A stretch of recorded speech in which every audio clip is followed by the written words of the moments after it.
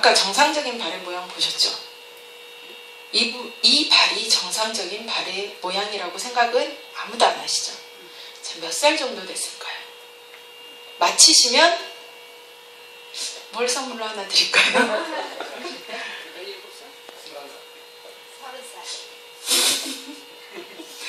20살입니다. 20살짜리 여자아이의 발이 이렇게 생겼습니다. 자, 제가 이 왼발, 특히 이쪽은요, 영적인 겁니다. 혼적인 겁니다. 이래서 발 모양이 왼쪽이 이렇게 나왔다. 그러면 100% 우울증이라고 보시면 됩니다. 저희가 거기부터 시작을 하겠습니다. 이렇게 시작을 했을 때 이 아이가 저희 신발을 신고 2주 만에 8월 16일 9월 5일 2주 만에 이렇게 바뀌었는데 이렇게 바뀔 아이가 그런 우울증에 시달렸다는 겁니다. 이렇게 보면 너무 가슴이 아픕니다. 이렇게 됐을 때 이 아이는 여기 보시면 제가 세로는 갑상선, 가로는 혈압점이라고 들으신 분들은 들으셨겠지만 아이 이렇게 돼 있으시죠. 20살짜리 여자아이가 갑상선 암입니다. 갑상선 암이기 때문에 항암 치료를 받기 때문에 간과 신장 방광이 다 이렇게 노폐물로 가득 차 있고 까맣게 찍히신 겁니다. 근데 이 아이는 우울증에 시달린 애가 아닌데 병 때문에 그리고 엄마 아빠의 그 눌려진 것 때문에 아이가 늘 이렇게 시달리고 아파하고 있었던 겁니다. 그래서 그 아이한테 야, 너 진짜 세계를 정복할 아이인데 너 왜 이렇게 병에 갇혀 있어? 넌 나가도 돼. 세상을 향해서 나가. 자, 어차피 너가 수술을 하기로 결정을 했다면 수술은 네 몫이니까 수술은 해도 괜찮아. 대신에 너는 이렇게 멋지게 살아갈 수 있는 아이니까 멋지게 살아가길 바래. 그리고 부모님한테 얘기했습니다. 아이가 이렇게 생긴 게 단순히 병 때문만은 아니라고. 부모님 제발 아이를 억누르지 말라고. 부모님 이 아이가 암이니까 갑상선 암이니까 몸에 좋은 거 자꾸 먹이고 싶죠. 빨리 자라고 얘기하고 싶죠. 근데 아이는 20살입니다. 이 20살 때 하고 싶은 게 너무나 많은데 엄마는 엄마 생각대로 아빠는 아빠 생각대로 세상에서 좋은 것들 상황버섯이니 뭐니 다 갖다 먹이면서 자꾸 먹어라 그래야 낫는다 하는데 아이는 그게 너무 싫은 거죠. 내가 병자 취급을 당하는 게 너무 싫다는 거예요. 수술을 했거든요. 그런데도 아이는 여전히 낮은 자존감으로 살고 있습니다. 근데 이 엄마를 저희가 이렇게 봤을 때 저희 그 남편 보셨죠? 회개하시라고. 딸이 이렇게 된 건 엄마 탓이라고. 회개하시라고. 지금은 많이 윤화된 겁니다. 여기 1월 23일 날 갔다 온 뒤로 5개월 동안은 저 진짜 비지땀 흘릴 뻔했습니다. 모든 사람들을 만나면 이 얘기를 하는데 저 진짜 심장마비로 죽을 것 같았습니다. 그러니 그 엄마가 눈을 못 마주치는 거예요. 눈을 못 마주치더니 갑자기 바쁜 일이 생기셨대요. 그러더니 어찌할 바를 모르더니 도망가셔가지고 지금까지 연락이 안 되십니다. 그러니까 저희가 영적인 게 되게 놀랍다고 하는 게 딸을 위해서는 무엇이든지 할 것 같은 이 엄마도 엄마 회개하십시오. 이 아이의 병은 엄마로 인해서 생겼고 엄마부터 치유받으십시오 라고 했을 순간에 나는 하나님 앞에서 너무 당당한 사람인데 나한테 왜 그런 얘기를 하면서 돌아서서 가버렸다는 겁니다. 제가 상식적으로 기본적으로 생각을 하면 내가 회개해서 딸이 고쳐질 것 같으면 왜 못하겠습니까마는 못하시는 분들이 너무나 많으시더라고요. 그래서 저희가 교제를 할 때 그런 교제를 하기 시작합니다. 다른 케이스 한번 보여드릴게요.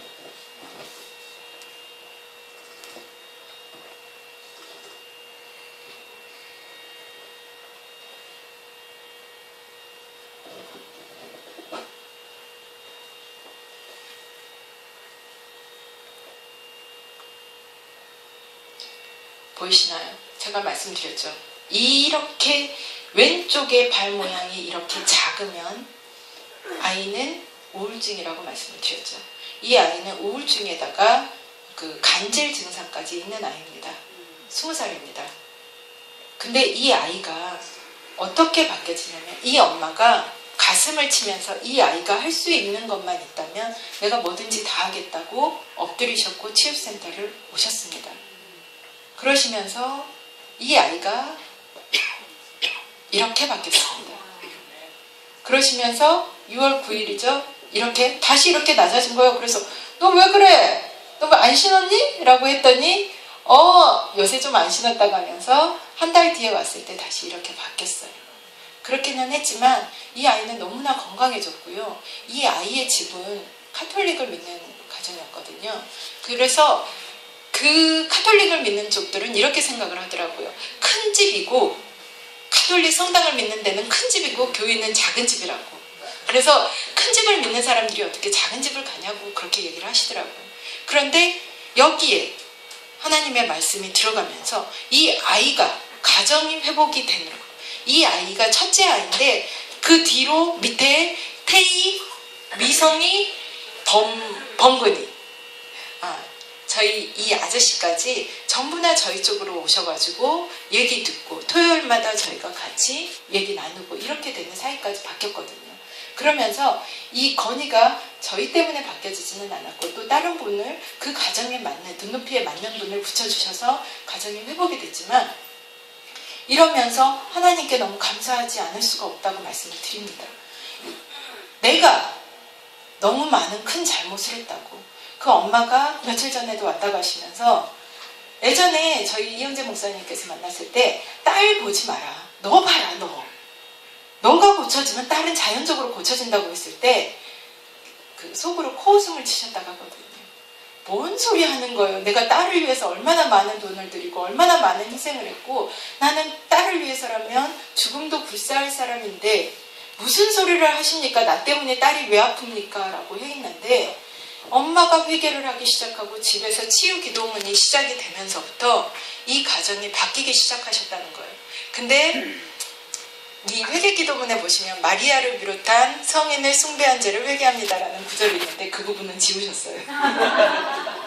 아직까지 그 부분까지는 돌파가 안 되셨지만 그래도 큰 집과 작은 집의 개념들이 많이 바뀌셨다는 거죠. 그래서 좋은 교회를 찾아간다고 합니다. 그러니까는 저희가 이거를 얘기를 할 때 저희 목사님을 소개시켜드리고 저희의 말씀에 들어갈 때 아니 그러면 우리 성도 뺏어가는 거 아니야 라고 생각을 하시지만 저희가 이것들을 보면서 하나의 성도가 제대로만 이루어진다면 그 교회는 부흥이 일어난다고 말씀을 드리고 그 성도가 회장님이 되십시오 라고 말씀을 드립니다. 그러니까 제대로 된 성도가 교회를 부흥을 일으킨다고 말씀을 드리는 거죠. 그래서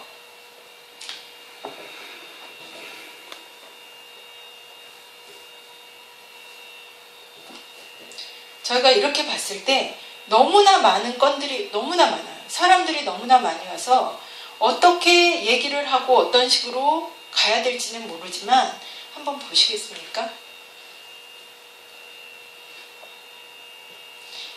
이런 발을 가지신 분들이 되게 활동적이신 분들입니다. 뒤가 없으시죠? 이런 발을 가지신 분들이 어떤 특징이 있냐면 선교사님들이 많습니다. 돌진하는 형이세요. 근데 뒤를 받쳐주시는 사모님들은 굉장히 힘드십니다. 돌진을 하면 그 처리를 하는 처리반도 있어야 되고 이것들 수습하는 수습반도 있어야 되는데 대부분 사모님들이 많이 하시고요. 사업을 하시는 분들도 그 옆에 직원들, 부장님 이하 누구누구 분들이 이렇게 일들을 많이 하시기 때문에 나는 내가 하고 싶은 일을 하지만 주위 사람들은 되게 피곤한 형이라고 하시고 성격 되게 급하신 분들이 많습니다. 그래서 이런 분들은 내가 혈기가 많으시죠. 왜? 이 왼쪽보다 오른쪽이 훨씬 더 발달을 하셨기 때문에 저희가 혈기가 많다고 말씀을 드리고 그 당사자한테 혈기가 많으시네요 라고는 말을 안 드리고 열정이 많으시네요 라고 말씀을 드리죠. 그랬을 때 굉장히 좋게 받아들이지만 실질적으로 가족들은 힘드십니다 라고 꼭 얘기를 해드립니다. 이렇게 되면서 골반과 허리 근력이 약해지시니까 뒤꿈치부터 걸어주셔야지 내가 더 많은 일들을 해낼 수 있습니다 라고 말씀을 드리는 거죠.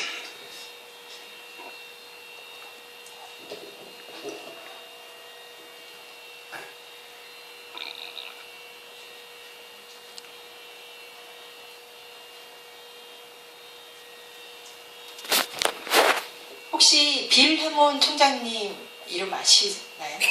네, 아시죠? 제가 빌 해몬 총장님께 처음 예언 사역을 받을 때 저의 마음을 위로를 해주시겠다고, 지금 당장 위로를 해주시겠다고 그냥 이렇게 예언 사역을 받았을 때, 하나님, 제가 2011년도에 그 예언을 받았을 때, 하나님, 저 말이 사실이면 저분이 저를 안아주라고 얘기를 했어요. 근데 도저히 이루어질 것 같지 않은 거예요. 한 300명 정도 모여 있는데 성도 집사님, 목사님 아무도 거들떠도 안 보고 그냥 싹 사라지시더라고요. 그래서 내가 너무 과한 걸 요구를 했나 보다 생각을 했는데 저희 회사로 오셨어요. 근데 그분의 그 상태를 보시면 이분이 80세 된 분이라고는 도저히 믿기지 않을 만큼 춤을 추고 노래를 하시길래 전 정말 건강하신 줄 알았는데 그분의 발 모양이십니다. 제가 왼발은 영적인 거라고 분명히 말씀을 드렸죠. 춤만 하시죠. 근데 내 육은 어떠십니까? 오른쪽에 양성 종양이 6개가 있고 목 디스크에 허리 디스크가 있으신 분인데, 제가 성령님이 떠받들고 다니시는 분 아니냐고, 이 발로 어떻게 걸어 다니시고 춤추고 노래하시냐고 이렇게 말씀을 드렸습니다. 그랬는데 저희 신발을 한 10분 정도 신어보셨죠? 이렇게 이 부분 생겨나시는 거 보이시나요? 그래서 제가 좀 안타까워가지고 한 10분만 더 신으시면 진짜로 좋아지실 것 같은데요. 그랬더니 쓱 사라지세요. 화장실 가셨는 줄 알았더니 10미니트 그러시는 거예요. 10분 뒤에 다시 오셨습니다.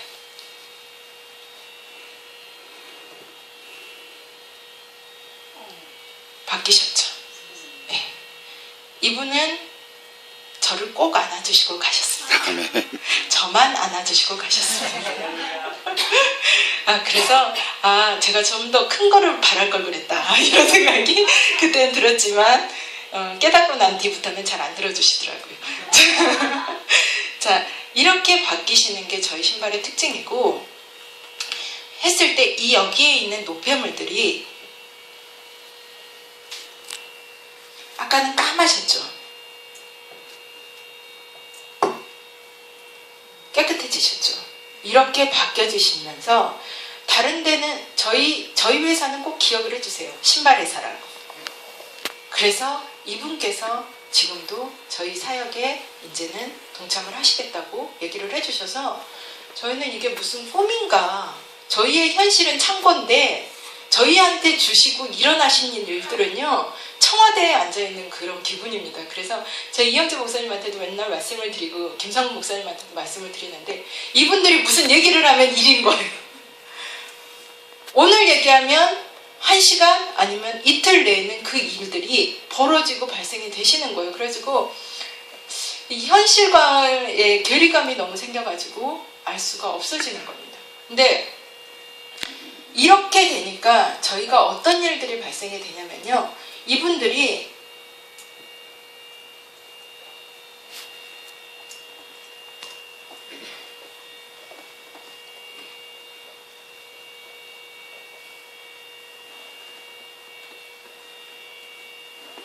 그냥 랜덤으로 뽑겠습니다. 이렇게 되시는 분들이 이렇게 왔을 때 목부터 허리 근력이 안 좋으시면서 간과 심장 방광이 안 좋으시네요 라고 저는 말씀을 드리면, 이분들은 그리고 스트레스 받는 일이 좀 많으신가 봐요. 아까 스트레스 극점을 찍으신 스트레스 받는 분들이 일이 많으신가 봐요. 자, 어떻게 하시라고요? 숨 쉬는 것만 하십시다. 다른 거 하지 말고 들이마시는 거, 내가 이제까지 너무나 많은 것들을 참고 왔으니까 내 뱉기만 하시라는 숨쉬기 운동을 가르쳐 드립니다. 그랬을 때 작년 8월 이전에 사람들이 오면은 안 가요. 제가 말씀드렸죠. 1시간, 2시간이 지났고 할 일은 너무 많은데 이 인간들이 안 갑니다. 왜 안 가냐고요. 이제 나는 해줄 말 다 해줬는데 왜 안 가시냐고요. 근데 안 가세요. 뭔가 저한테 더 기대를 하고 계시는 거예요.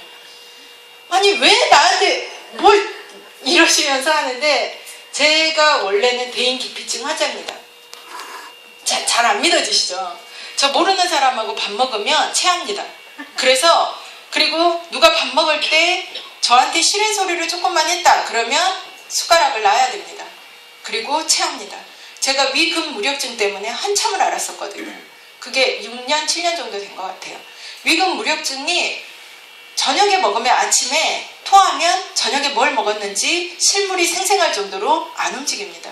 그럴 정도로 제가 이러는데 저보고 이 푸스캔을 하라는데 저 간호학과 나왔는데 간호학과랑은 아무 상관없습니다.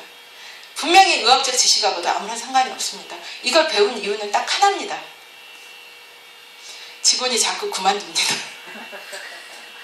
주인이 알아야지. 그래서 저희가 이 신발을 할 때 좌우 균형만 잡으면 된다고 생각을 했습니다.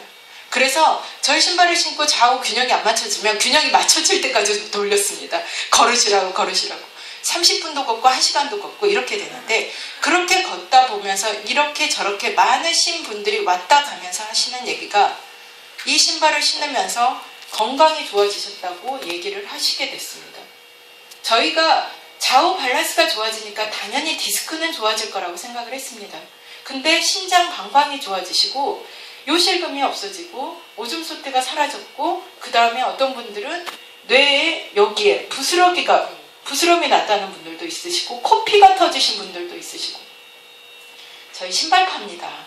도대체 우리 신발 신고 코피가 터졌다면 뭐라고 설명을 해야 됩니까 도대체. 근데도 그런 얘기들이 계속해서 나오시는 거예요. 근데 어떤 분이 CT를 찍으러 갔는데 이렇게 부스럼이 났던 그 시기 정도, 한 1년 정도에 뇌혈관이 터지셨답니다. 근데 그게 부스럼이 났던 시기하고 너무 동일하다고 이렇게 얘기를 하시는 거예요. 또 어떤 분들은 저희 신발을 신고 아토피 때문에 너무 하루에 30분 이상을 잠을 못 주무시던 분들이 7시간, 8시간, 12시간도 푹 주무신다는 얘기를 하십니다. 어떻게 된 거냐고 물어보는데요. 저희도 물어보고 싶습니다.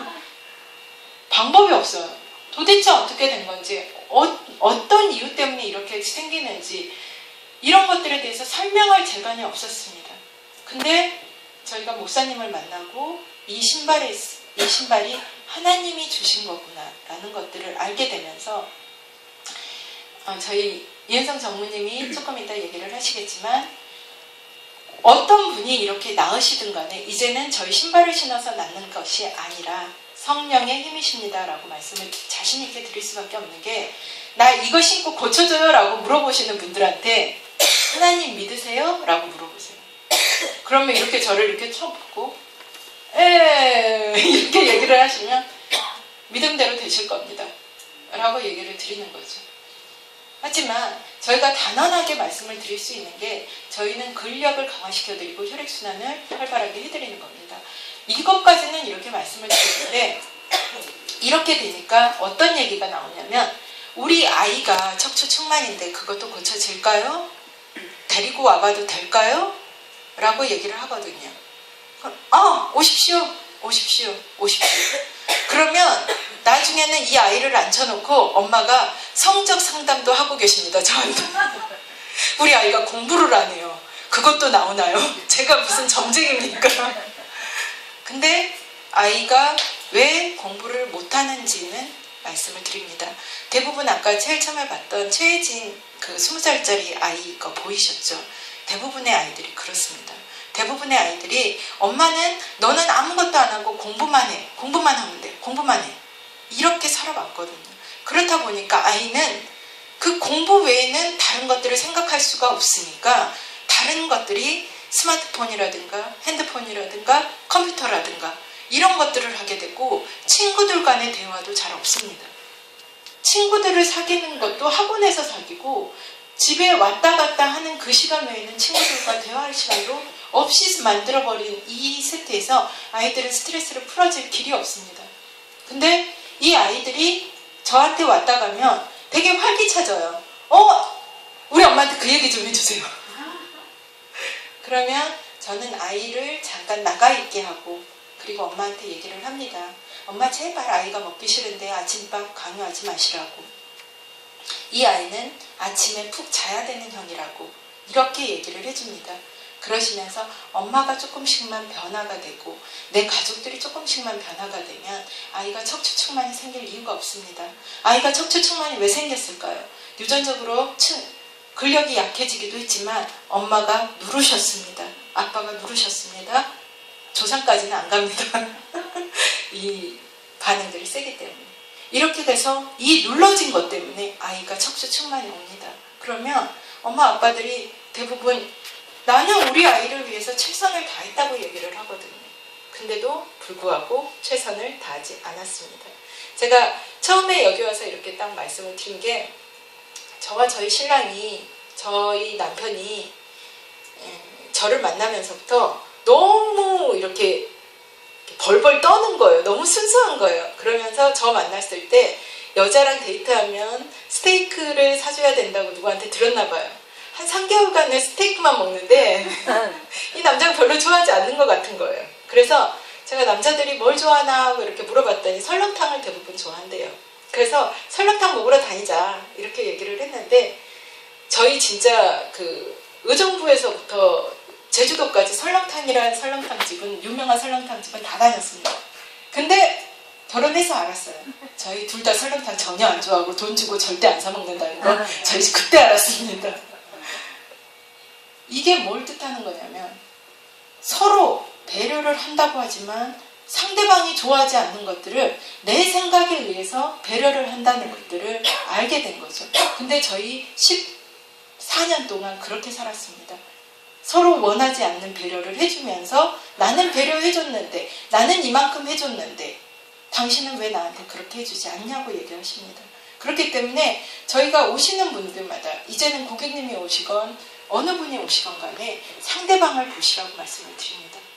상대방이 미운 게 있으면 내 안에 그게 있기 때문에 상대방이 밉다는 거죠.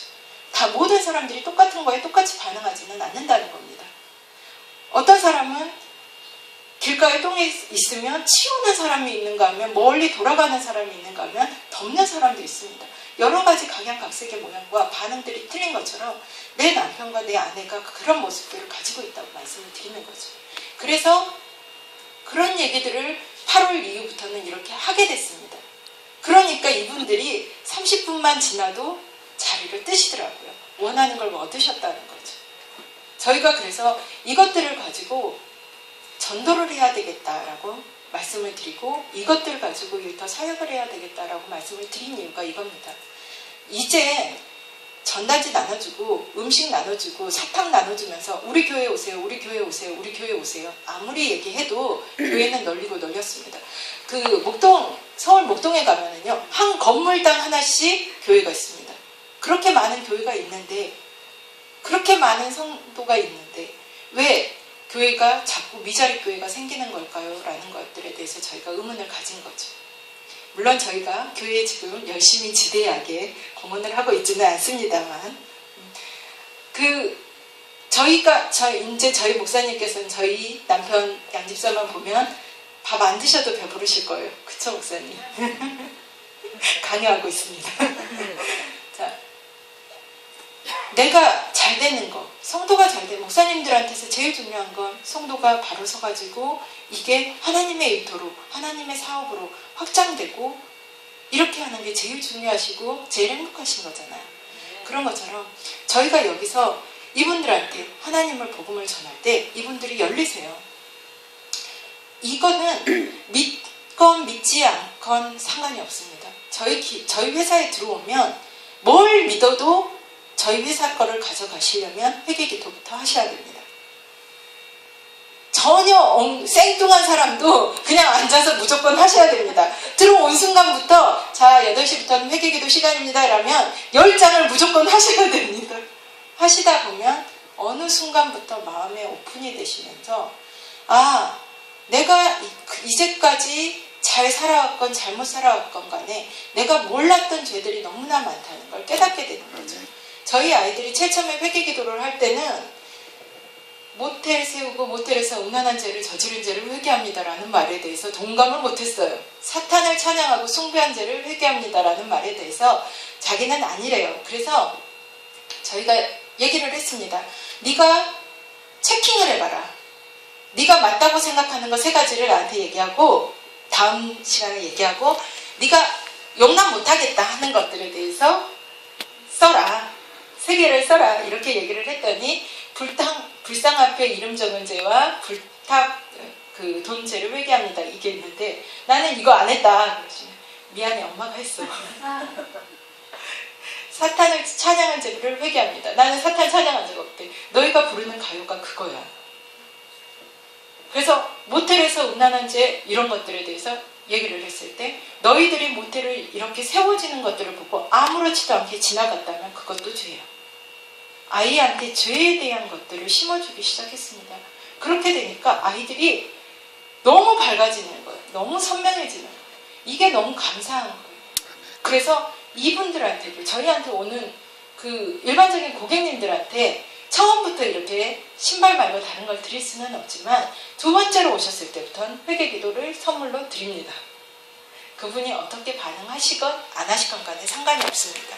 이 회개 기도가 이렇게 딱 나가기 시작을 하면 고객들이 놓고 가시는 분들은 저희랑 다시는 안 볼 분이십니다. 가지고 가시는 분이시면 다른 고객님을 데리고 오실 분입니다. 이렇게 저희는 분별하고 판단합니다. 그렇기 때문에 사업이 어떻게 진행이 되고 안 되고가 중요한 게 아닙니다. 저희가 100사람이 와건 1000사람이 오건 10,000사람이 오건 간에 제가 한 푸스캔을 2만 건 정도 했거든요. 2만 건 정도를 하면서 이렇게 여러 가지 사례들을 보면서 얘기를 해도 내 걸로 만드는 사람은 치유가 되시는 분들이고 그냥 신으신 분들은 그 편한 신발로 신으시는 겁니다. 저희 편한 신발로 신발 팔자고 하는 거 아니거든요. 기능성이라는 겁니다. 그런데 저희가 하면 할수록 느끼는 게 이 신발이 복음의 원리와 동일하구나라고 느끼는 게 한 가지가 발을 저희가 그린다는 겁니다. 자, 발을 그려야 됩니다. 엎드려야 됩니다. 엎드리고 그분의 발을 봐야 됩니다. 여기서부터 저희가 내려놓음이 시작이 됩니다. 이 첼첨회 할 때 이 푸스캔 판독이 어려워요 라고 첼첨회는 되게 얘기를 하지만 이게 되면 제일 어려운 게 발을 그리는 겁니다. 발을 그리는 것 자체가 웬만큼 내려놔지지 않는 분들은 하실 수가 없는 일입니다. 왜 발 그리는 게 뭐가 어려워? 라고 얘기를 하시지만 실질적으로 저희가 7억을 투자했던 강남의 매장 사장님도 발을 한 번도 그려본 적이 없으시고 2억을 투자했던 전주의 사장님도 발을 그려본 적이 없으십니다. 다 직원한테 해라 라고 얘기를 하셨기 때문에 7억을 투자를 했건 7천만 원을 투자를 했건 2억을 투자를 했건 상관없이 이건 남의 거라는 겁니다. 저희가 이 신발의 원리를 이렇게 딱 얘기를 해드리면 카피가 되잖아. 이거 카피 되는데 누구든 만들 수 있는 거 아니야? 신발은 누구든 만들 수 있다라고 생각을 합니다. 근데 저희가 수많은 사람들이 왔다 갔다 하는 것들을 이렇게 보면서 저희가 느낀 게 뭐냐면 이거는 하나님의 원리이기 때문에 이 하나님의 원리까지 가져가지 않는 이상은 이 사람이 몇 조를 투자를 해도 소용이 없다는 걸 저희가 깨달았습니다. 그래서 저희가 오픈합니다. 기술도 오픈하고 가져가실 수 있으면 다 가져가시라고. 단 당신 거는 내려놓으셔야 된다고. 이렇게 얘기를 하는데 이것조차도 하시는 분이 아직 없으셨고 지금 저희가 그 TGL 체험을 갔을 때 다 망해가는 회사였습니다. 다 망했기 때문에 시작할 수 있는 일이었습니다. 왜? 거칠 게 없거든요. 내려놓을 게 없거든요. 더 이상 바닥을 칠 게 없거든요. 거기서부터 시작을 해야 되거든요. 그 말이 망해가는 TGL 회장님한테는 굉장히 듣기 싫었겠지만 그게 사실이더라고요. 그래서 저희가 저희 일을 하시는 이 일터 사역자들은 절망의 끝에서 섰기를 바라는 겁니다. 저희 박 집사님 절망의 끝이잖아요. 전직 대리운전입니다. 제가 저분 얘기를 들으면 제 가슴이 너무 아파가지고 속으로 이렇게 눈물을 흘리는데 그런데도 너무나 환해지셨어요. 저분이 얘기를 하신 게 있습니다. 돈 갖다 줄 때는 마누라가 본 척도 안 하더니 돈 안 갖다 주고 말씀 갖다 주니까 물 한 잔을 떠줘도 감격을 하신다는 거죠. 이렇게 가정들이 회복되고 이렇게 저희가 푸스캔을 통해서 하게 되면 저희 신발 안 팔아도 됩니다. 저희 이 푸스캔만 가지시고 사육장으로 나가시면 됩니다. 이 푸스캔을 가지고 저희 그 선교하시는 분들 제일 부러운 게 의료 사역 하시는 분들이 제일 부럽다고 하시더라고요. 얘가 의료 사역입니다.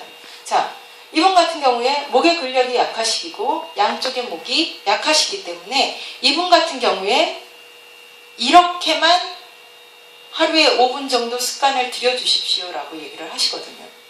그러고 나서 일주일 뒤에 한번 찍어보겠습니다 라고 하면 이분은 바뀌어 있습니다. 목 절대로 안 아프시고 어깨 절대로 안 아프시거든요. 이렇게만 바꿔주시면 되십니다. 굳이 없으신 분들한테 신발 사라 뭐 어쩌라 이런 말 하실 필요 없습니다.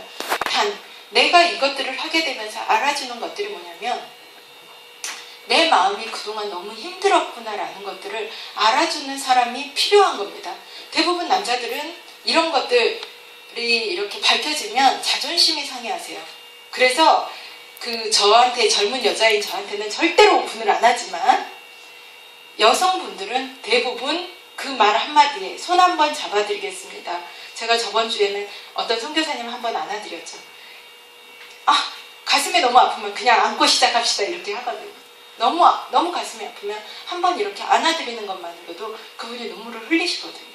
그러시면서 저는 안 물어봐요. 저는 그 대화의 기술도 별로 없는 사람이고 말씀드렸다시피 성령이 충만한 사람도 아닙니다. 그냥 그 길을 따라가고자 하는 거에 그냥 따라가기만 하려고 노력하는 사람일 뿐인데 저한테 모든 것들을 얘기를 하세요. 아이들이 힘들게 하고 며느리가 힘들게 하고 이렇게 얘기를 하면은요. 며느리 욕 같이 해드립니다. 남편 욕 같이 해드립니다. 왜냐하면 그분한테 가장 필요한 거는 내 얘기를 들어주는 거지 도덕적인 훈계를 해주는 사람이 필요한 게 아니라는 것들을 양천치유센터로 갔다 오면서 알게 됐거든요. 그래서 그냥 같이 흉 봐드립니다.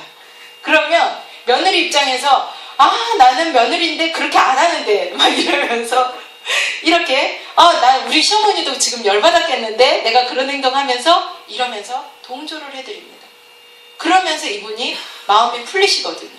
그렇게 되면 같은 그 동역자만 이렇게 데리고 오십니다. 그래서 여기 봐봐 이거 다 나왔어. 다 나왔어.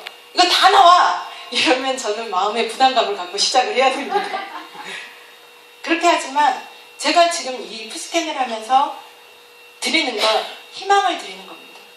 당신은 멋지게 사실 수 있는 분이라고. 당신은 정말 대단하신 분인데 눌려서 살고 계신다고. 자, 이제까지 살아오셨던 그것들을 다 내려놓고 지금까지 30년, 40년 자식 위해서 살아왔는데 그 자식들이 지금 나한테 억학 하는 소리가 나는 그런 얘기들을 하지 않냐고. 그렇게 얘기하잖아요. 다 키워놨더니 엄마가 나한테 해준 게 뭐 있는데 이러면 딱 돌지 않습니까? 근데 그런 얘기들을 할 때 그러면 당신이 바뀌어보십시오. 당신의 삶을 살아보십시오. 아이를 사랑하지 말고 나를 한번 사랑해 보십시오라고 말씀을 드립니다. 그랬을 때 이분이 나를 사랑하는 방법을 잘 모르세요. 대부분의 40대, 50대 후반의 엄마들이 나를 사랑하는 방법을 모르십니다. 이런 관계들이 되면 그리고 한 3번쯤, 4번쯤, 5번쯤 만나게 되면 저희가 치유센터에 설계를 해드립니다. 가정 안에 작은 천국을 이렇게 해드립니다. 그렇게 되면 며느리 때문에, 아들 때문에, 딸 때문에 너무나 많은 것들이 속이 상했던 부분들이 가족들을 전부 데리고 오시면서 이렇게 푸스캔을 해보면서 얘기 듣고 설명 듣고 하시게 되는 거죠. 그러면 어떻게 돼요? 자연히 신발은 나가게 됩니다. 신발은 자연히 나가게 되지만 저희의 첫 번째 목적은 그분이 회복을 하게 되고 그 가정이 회복하게 되기를 바라는 마음으로 말씀을 드린다는 거죠. 그렇게 되기 시작을 하면서 저희가 이 회개 기도문을 하기 시작을 하면서 느끼는 것들이 뭐냐면 너무 자존감이 낮게 살고 있다는 것들을 알았습니다. 그렇게 살기 시작한 이유를 모르겠어요. 보통 지금은 너무 부유한 시대에서 살고 있는데도 불구하고 이 20대 초반의 아이들이 30대의 여성분들, 남성분들 다 마찬가지로 너무나 많이 눌려있고 초라하게 살고 계신다는 겁니다. 지금 보면 제가 그 약국에서 이 푸스캔을 하러 갔는데 젊은 약사들이 없어요. 8명의 약사가 있는데 전부 다 유부남, 유부녀들이에요. 그래서 제가 물어봤어요. 유부남, 유부녀밖에 안 뽑냐고. 젊은 사람은 안 뽑냐고.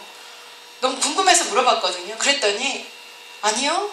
젊은 애들이 사회에 첫 발을 내딛기를 너무 두려워한답니다. 그래서 다시 대학원을 간답니다. 그리고 다른 의대를 다시 가고 편입을 하고 계속 스펙만 쌓는다는 겁니다. 왜? 내가 여기를 나와야 되면 내가 책임을 져야 되니까요. 그러니까 안 나오고 여기에 이렇게 있다는 겁니다. 그게 30대 중반까지 이어진다면 이 사회는 어떻게 되겠습니까? 그러니까 이 사회에서 아이들이 20대 청년 실업자들이 너무 많다고 얘기를 하는데 정작 그 20대 청년 실업자들을 봤을 때 아이들이 요구하는 게 어떤 겁니까? 대기업, 삼성, 현대 이런 데에 들어가서 나는 그런 데 다녀라고 얘기를 하지만 실질적으로 그 어마어마한 미세에 눌려서 그만두고 1년이면 힘들다고 그만두는 사태들이 너무나 많거든요. 그리고 그거 뭐합니까? 공부하러 갑니다. 내가 부족한 것 같아. 공부하러 갑니다. 그러니까 중소기업청, 중소 이런 데들은 사람을 구할래야 구할 수가 없고 대기업들은 뽑아주지도 않고 청년 실업자들은 갈수록 낮은 자존감으로 스펙을 더 쌓아야 된다고 자꾸 뭘 쌓기 시작하는 거죠. 저희가 그 아이들한테 얘기를 합니다. 뭐든지 해봐라. 네가 하고 싶은 거 뭐든지 해봐라. 근데 그 아이들 대부분이요. 자기가 뭘 하고 싶은지 모릅니다. 제가 여기에 왔던 그 많은 아이들이 제가 양천치유센터보다는 못하지만 그 아이들의 대부분이 뭘 하고 싶어 하는지를 모릅니다. 그 아이들이 내가 뭘 가지고 있는지를 모릅니다. 그래서 제가 이렇게 말을 할 때 너는 진짜 멋진데 요새 좀 힘드니? 라고 얘기를 했더니 그 아이가 지방에서 전교 1등을 하던 아이인데 엄마가 이 아이가 지방에서 있으면 안 될 것 같으니까 서울로 보낸 겁니다. 그랬는데 반에서 40등을 했답니다. 이게 갭 차이가 너무 났으니까 이 아이가 전교 1등으로 너무 똑똑하고 활발하던 아이였는데 서울에 딱 온 순간 전교 40등도 아니죠. 반에서 40등을 하니까 위축이 되고 못하겠다고 숨어들게 된 거죠. 그런 시간들이 한 3, 4개월쯤 지나다가 저희한테 왔는데 저희는 아이들한테 신발 신으라고 안 합니다. 어떻게 걸으라고만 얘기를 합니다. 너무 측만이 심하거나 너무 좀 상태가 심한 아이들 빼놓고는 웬만하면 너가 걸어서 회복하고 네가 움직여서 회복하고 네가 하라고 이렇게 얘기를 하거든요. 그리고 네가 뭘 하고 싶은지를 생각해 보라고 얘기를 합니다. 그러면 그 아이들은 대부분 선생님이나 의사나 뭐 전문 직업, 회계사나 이런 직업들을 얘기를 해요. 전문직이어야지 먹고 산다는 거죠. 근데 너 그거 재미있을 자신 있니? 라고 물어보거든요. 저는 간호학과를 나온다는 아이들한테 대부분 말을 합니다. 나는 간호사 할 때 스킬이 굉장히 좋았던 사람이라고. 근데 어느 정도로 스킬이 좋았냐면 그 60명 환자를 볼 때요. 다른 사람들이 1시간이 걸릴 거 저는 30분이면 끝냈어요. 그리고 그 항암 치료를 받으신 분들이 이렇게 혈관이 거의 없어요. 저는 2번 아니면 한 번에 다 잡습니다. 정말 스킬이 좋았어요. 그랬는데 어떤 한 다른 간호사는요. 제가 1시간 하는 거를 5시간을 걸려서 하는 간호사가 있습니다. 미치겠습니다. 그래서 제가 어느 날은 그 간호사 뒤를 따라가 봤습니다. 뭘 하는데 저렇게 느리작거리고 있나 이러고 따라가 봤는데 자기 집 강아지 얘기를 하고 있더라고요. 지금도 혈압이 돋기는 하지만 그 환자가 이렇게 왔는데 강아지들을 놓고 왔는데 그 강아지 밥 줄 사람이 없어서 너무 걱정이 된다고 해서 그 얘기를 하고 있더라고요. 아니 환자 병 얘기를 하고 있는 것도 아니고 뭐 하는 겁니까? 이렇게 했는데 제가 그 사건 말고 더 이렇게 목 잡을 일이 뭐였냐면 이달의 간호사로 그 간호사가 뽑혔다는 겁니다. 저 진짜 열받았어요. 그 간호사는 그 혈관 하나도 제대로 못 잡거든요. 한 번 혈관을 잡기 시작하면 30분이거든요. 10번 기본으로 찌르는 건 기본인데 아니 내가 다 받아야지. 일 잘하는 내가 받아야지. 왜 저 일 못하고 공 같은 저 여자가 받나. 이렇게 받았는데 이제 와서 생각을 해보고 30대 때 생각을 해보니까 저희 교수님이 하시던 말씀이 생각이 나더라고요. 간호사는 30대 후반부터 뽑아야 된다는 겁니다. 근데 한 가지 문제가 있답니다. 30대 후반부터 뽑으면 이제 몸이 안 움직인다는 겁니다. 근데 제가 그 20대 초반에 그 얘기를 들었을 때 무슨 얘기인지를 잘 몰랐는데 30대쯤 넘어가다 보니까 집에 아픈 사람도 있고 내가 겪을 일도 다 겪어보고 나면서 다른 사람들의 마음을 이해를 하기 시작하는데 20대 초반에 아가씨가 병원에 왔을 때 내가 일자리로 딱 왔을 때 나 혼자 살기도 버거운 거예요. 내가 그 돈을 내면서 다니던 시대에서 받으면서 다녀야 되니까 너무너무 힘들었었던 거예요. 그랬는데 그것들이 지금 환자들이 다 나만 보면 어디 아파요 어디 아파요 어디 아파요 얘기만 하거든요. 뭐예요 라고 얘기만 하는데 내가 그걸 감당할 능력이 안 되고 그 그릇이 안 됐던 거죠. 그래서 젊은 나이에 다 그만두고 했는데 이런 것들을 보면서 제가 너무나 가슴이 아픈 게 30대 후반에 간호사를 하려면 간호학과는 무조건 치유센터를 와야 된다. 의대도 마찬가지다. 무조건 치유센터를 오고 그 다음에 병원에 취직을 시켜야 된다.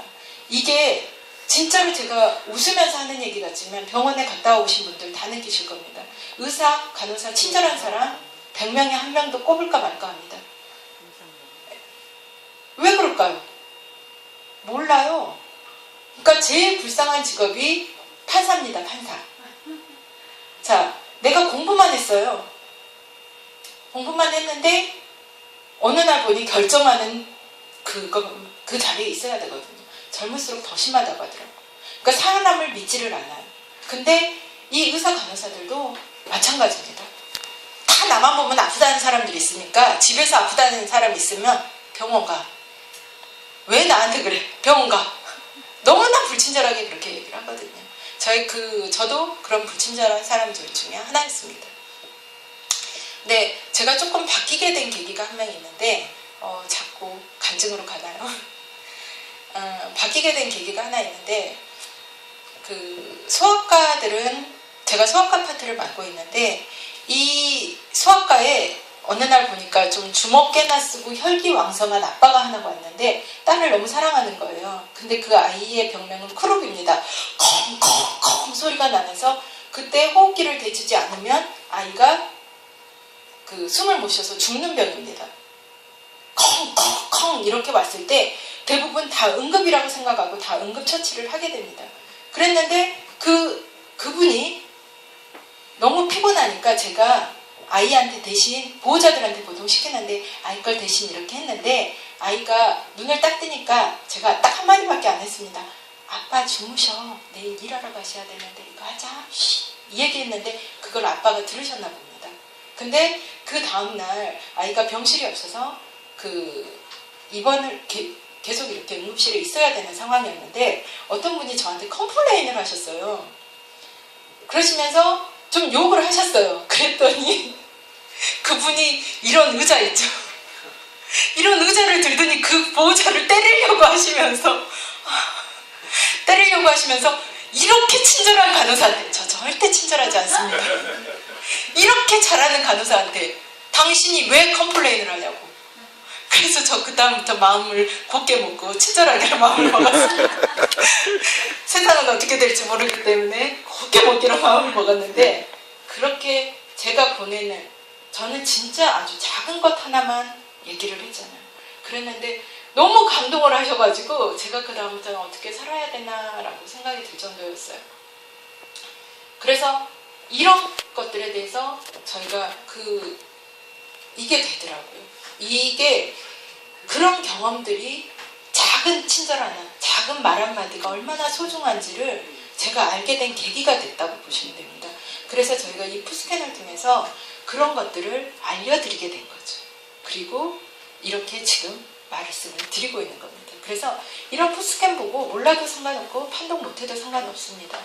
하지만 그분의 마음, 그분이 하시고 싶은 그 마음 한 번만 한 가닥만 딱 잡아주신다면 이 사업은 이미 성공하신 거라고 확신해 드립니다. 네. 네.